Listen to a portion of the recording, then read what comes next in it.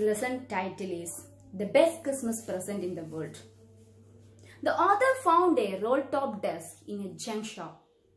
It was in a bad condition, but cheap. He thought that he could restore it, so he bought it. He began to work on it on Christmas evening. He pulled out the drawers.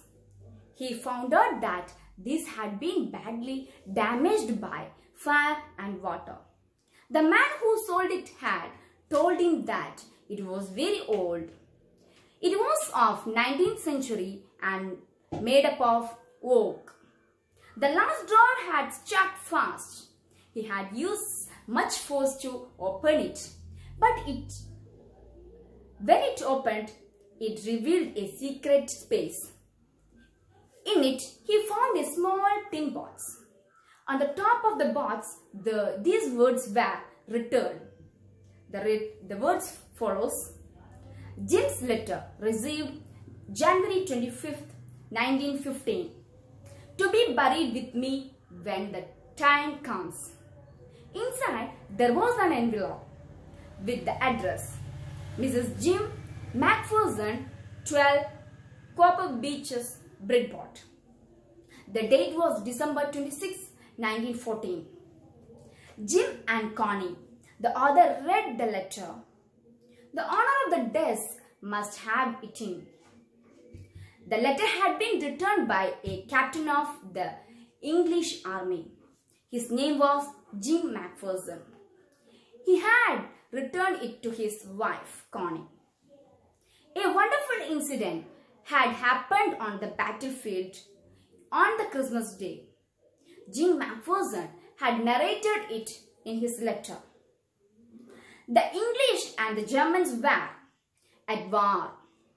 The two armies stood in the respective trenches on the two sides of no man's lands.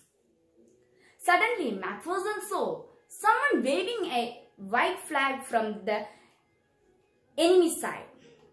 Then he saw German soldiers shouted back, saying to you. The English thought that was all. To their surprise, they saw many Germans moving towards them. The captain was alarmed. It could be a trick. It was not. But it was not, actually. They were bringing with them German wine and canned meat. Now there were no rifles between the soldiers. They were hugging one another. They shook their hands very warmly. Then the German officer said that he was from Düsseldorf and that he played cello in the orchestra. He gave his name as Hans Wolf. In return, Macpherson also introduced himself. He said that he was a school teacher from Dorset.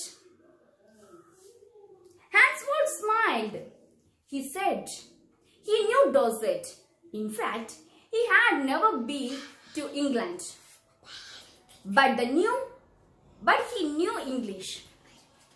His favorite writer was far from the madding crowd. It was from there he had learned all about Dorset.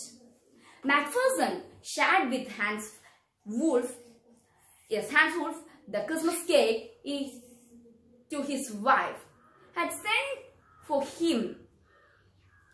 Hans Wolf said that the marzipan was the best he had ever tasted. It was a wonderful Christmas party. Then a soldier brought out a football. The soldiers were played while Macpherson and Hans Wolf clapped and cheered. Hans Wolf suggested that the world would be much better if the problems were resolved by a football match instead of war. After the football match, all the drinks and eatables were consumed. Now it was the time to part. Hans Wolf saluted Macpherson and walked away slowly and unwillingly. That night, the Germans were heard singing the carols. The English soldiers replied with a rousing chorus of another carol. They exchanged carols for a while and then it was all silence. Macpherson wrote in his letter that he would treasure those moments all in his life.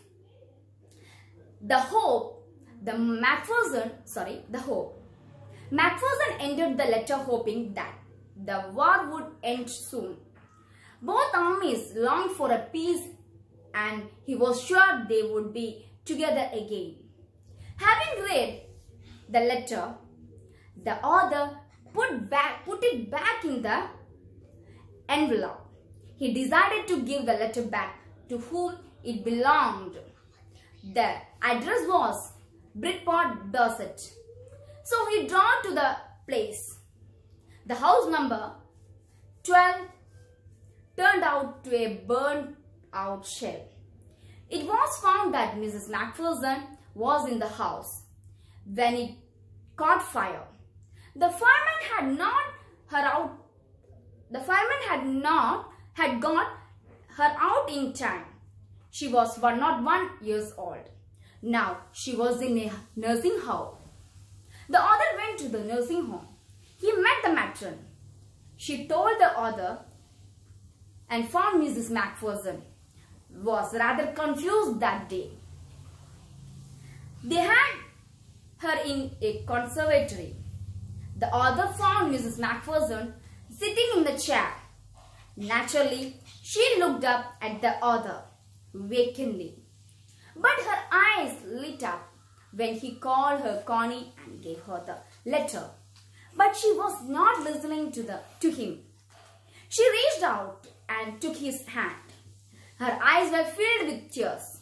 She felt that her Jim had returned. She said that her Jim had kept his promise. He had returned on the evening of Christmas. She made him sit beside her. She kissed his cheek. She talked long and lovingly to him. She said that she had got the best Christmas present in the world. That's all about the